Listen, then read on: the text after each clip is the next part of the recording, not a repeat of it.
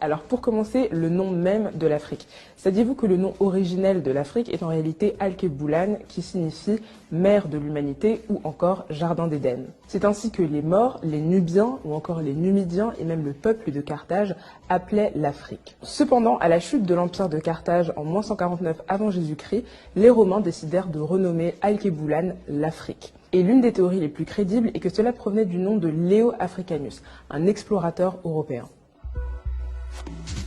L'Afrique est rarement associée au monde des mathématiques ou encore au monde des sciences. Mais saviez-vous qu'en réalité, les deux premiers outils mathématiques au monde ont été retrouvés au Swaziland, c'est l'os de Lebombo, et entre l'Ouganda et le Zaïre, c'est l'os de Ishango.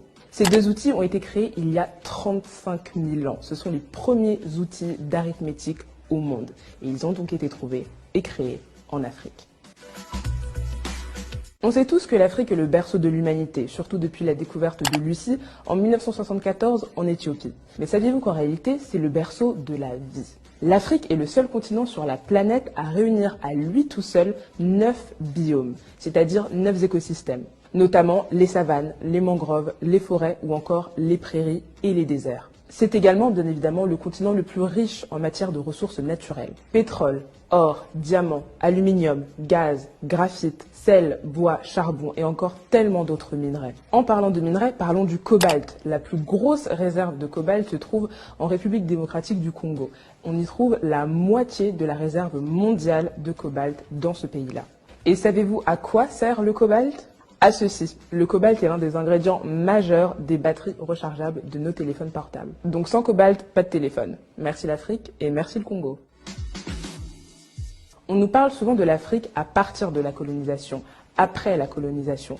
Mais saviez-vous qu'avant la colonisation, l'Afrique était en réalité un continent dynamique et mouvementé, où on parlait plus de 2000 langues et surtout où on comptait une multitude d'empires. L'empire Songhai, l'empire Toucouleur, l'empire Kong, l'empire Ashanti ou encore le califat de Sokoto. Des villes riches, renommées et prospères.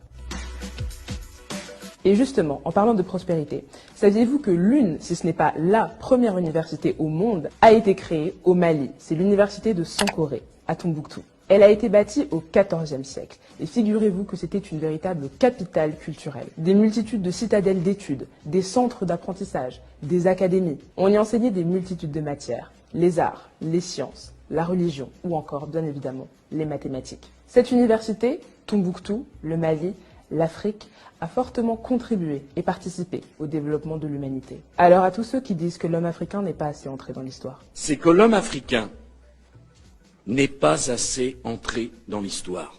Je n'ai qu'une chose à vous dire. En êtes-vous bien certain ?